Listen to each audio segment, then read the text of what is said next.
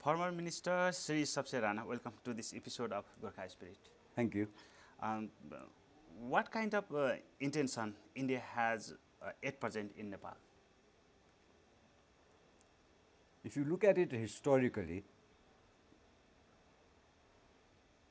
ever since Indian independence in 1947 and Nepal's emergence as a democratic country in 1950,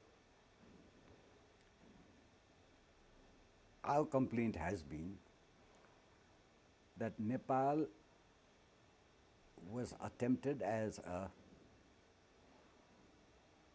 Bhutanized version of Indian foreign policy, which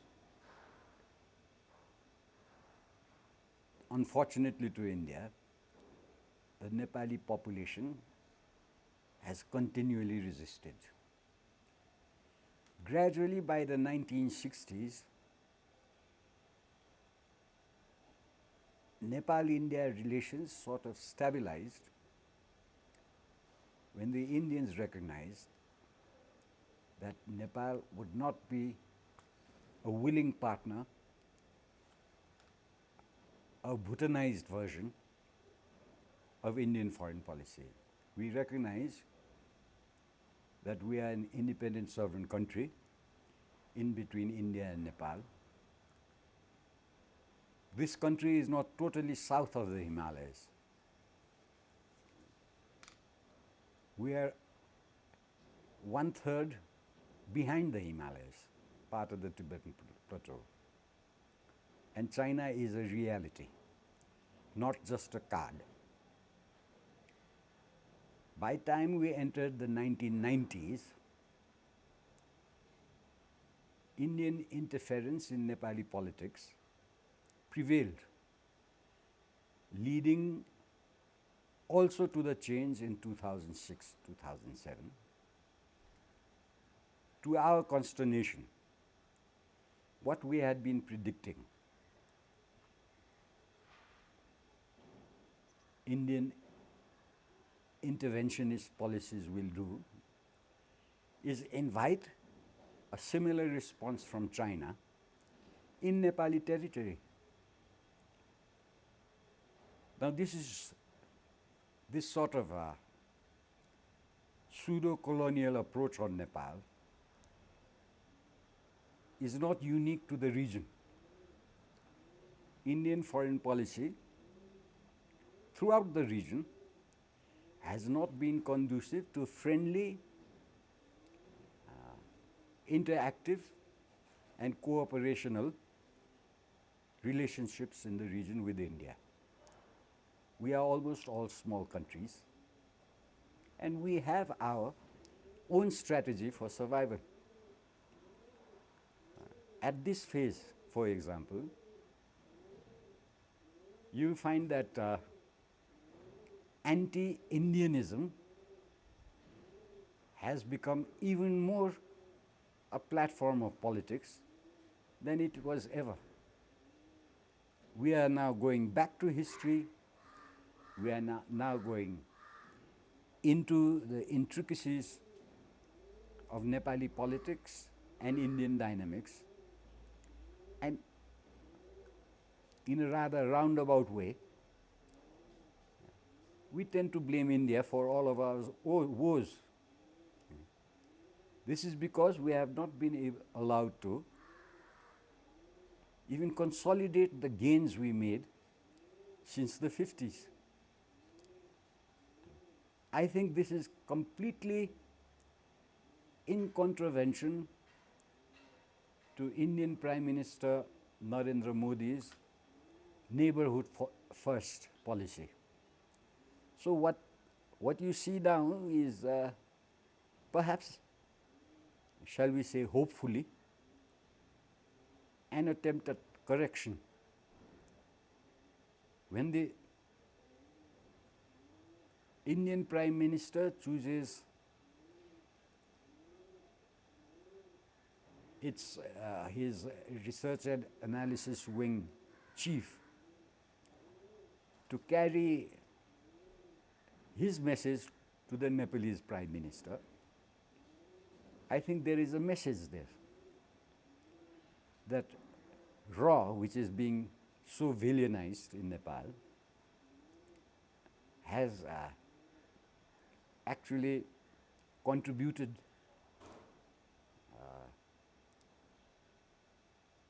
extensively to the current malaise in Nepal-India relations, and it is RAW which must correct it. I think the choice lies there. Otherwise, we are now amidst a strategic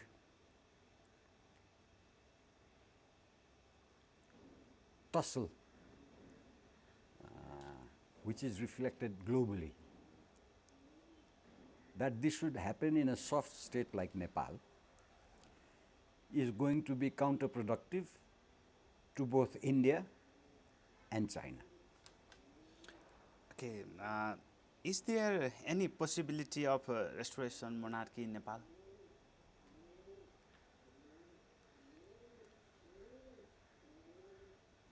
My grouse has been that we have lost constitutionalism to the glee of Nepali enemies. It is the constitution that must be sovereign. If this constitutional exercise is not reversed and we do not go back to where we erred, that is, in the scrapping of the 1990 constitution, okay, I think the slide Nepal is undergoing right now will be even more speeded, and this will be at the expense of Indian security.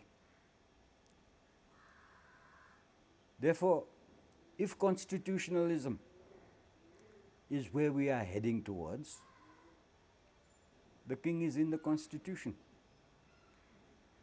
The monarchy is there. It should come. That is why I say constitutional ended after the 1990 constitution was scrapped. The manner with which it was scrapped, the intervention with which it was scrapped, that leaves this country floundering. Okay, for the ground, okay, for that restoration of monarchy, what's the actual situation of Nepal at present? What's the, I'm sorry? Okay, what's the actual situation of Nepal at present? Currently, there's one thing good that has happened since 2006. Nepali history has been very deeply explored and analyzed. This has not suited our political parties since the myths that they have created about the monarchy and about the state itself, about our relations with our neighbors and the international community, they have been undug. So we now, the Nepali population is fairly aware of the myths and fancies of Nepali politics, and they are getting closer to the roots. That is one thing. The other is the fact that since our political parties have ignored actual Nepali realities, they have been failing the Nepali people. Their partisan politics has served to divide the Nepali people, and their policies have served to weaken the Nepali state. It is this realization among the population that compels them to seek an alternative, and the alternative now has squarely come back to the monarchy. We don't know what will happen after the restoration of the 1990 constitution, but the presence there of the monarchy seems to be a more conducive anchor for national interest. Again, it is this that should compel our foreign friends to look into the possibilities of a stable Nepal led by the monarchy in dealing with their relations, which will not be at the expense of very preciously built friendly relations. Therefore, currently people have seen the failures of the current masters of this system, and they have been able to compare national performance with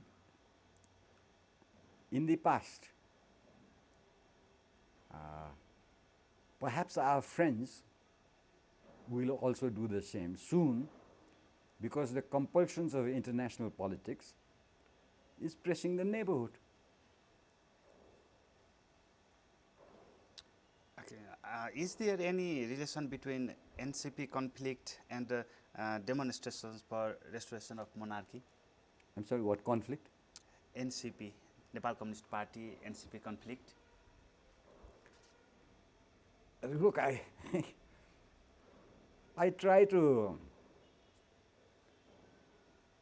dismiss party politics and separate it from national interest. Any state will have in-party conflict. Any party will have different interest groups. It is for the party to solve it. It is also for the party to not allow their internal differences to affect the state. They are here to serve the state. The problem here is that the parties have become above the state, and their leaders have become above the party. How this has been achieved is because of the scrapping of constitutionalism from the country. If they seek a suitable constitution to themselves, they are actually seeking a suitable constitution to their leader. And that leader would also want that the statutes of their parties suit themselves. Currently, the infighting, both KP and Pushpa Kamal, two names that, KP and PK, are not fighting for the state. They are fighting for the party. And they have to rely on their own statutes, which they are interpreting differently. Unless they resolve that, the power struggle in that party will continue. But that happens. What should not happen is to allow that conflict to affect the state. The state has been at a standstill in this crucial moment for the past 10 months. That is the problem. Any party, any politician will behave the way they do if there is no rule, if there is no regulation, if there is no constitution. And that has been happening in this country. For me, I dismiss it, you see. I dismiss it until they resolve it. Whoever comes, Prachanda, KP Oli, whoever prevails, how they are going to affect the constitution, that is what matters. And they have created a constitution in Nepal which they say suits them. Had things been so suitable, things would not have been so fluid. That is the problem. Okay, connection. I just want to know that analysts connect this NCP conflict and a demonstration for monarchy restoration. What's the connection between these two things? Default. People are getting more and more aware of the shenanigans of the political parties and the leaders. They have become exposed to the fallacies of their ideologies and their policies in connection to Nepal. I'll wager that, had they not had this COVID-19 not interfered, the agitations would have been taking place much earlier. It is only now that the NCP party conflict is approaching conflagration. So I would say there is no connection. Okay. The connection is in the default. The question again raised, is the demonstration for restoration of monarchy is natural?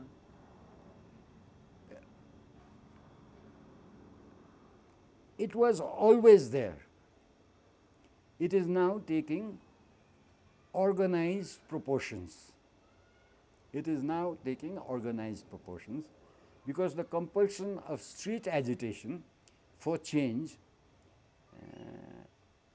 has become imminent. If people don't come to the streets, these won't change. The parties have their monopoly in what is deemed the constitutional politics. The parliament is staffed with their cadre, and this is all the way down to the local level. So they are not going to bring the change, and people are asking for change. It has to be the streets. The idea that, any organized activity is sponsored in this country leads the opponents to believe that this has been at the instigation of the monarchy, which is fallacious. People can also rise on their own. Okay, there are lots of just like organization and parties to support former king. Mm-hmm. But why they united at this moment, now? I think what you are seeing is wrong. They are not united. They are not united. The leadership hunger in the monarchical camp is even more severe, has been and will be even more severe than in the party camps, because there is a discipline, there is a long history of association within the parties, right? And the competition in the party of leaders restrains it to the parties themselves. There is conflict in Sherbahadur's party, Nepali Congress. There is conflict in the communist parties, and if you look even deeply, the new Tarai parties that have united, there are different leaders with different propositions. Okay. Their fight is for power. In the Nepali context, those who believe in the monarchy, you will find them even in the communist camp. You will find them even in the Congress camp. But they are restrained because of the party disciplines. They seek an option from the streets that there is a viable opportunity in the monarchical camp. It is the monarchists that deny them that temptation because they are not united. They were never a united lot. Even in the Panchayat times, they were as fractious. Okay, there are international power centers as well, and will they accept the restoration of monarchy in Nepal? That is why I told you in the beginning that the international power centers, which are probably the most critical of Nepali politics today, they must realize that they went wrong in destroying our constitutionalism. They seek some security, they seek some stability in Nepal that will not be contrary to their foreign interests. They have their interests here, and by encouraging lawlessness, they are actually inviting insecurity in Nepal, which will be against their interests. It is bound to be against anyone's. You talk of the West, you talk of India, you talk of China. This situation will never be conducive to their efforts. To make it conducive in the current situation, they will be giving us more trouble. They will set a Nepali against another Nepali. Okay, if I miss to ask anything, please share with our viewers at last. I think you've covered very crucial things very well. I would ask all your viewers to please think in terms of the state, in terms of the constitution, and not in terms of leaders and institutions that they hope will serve their interests. It will only be the constitution that serves their interest. Thank you very much, sir, for joining with us. Thank you.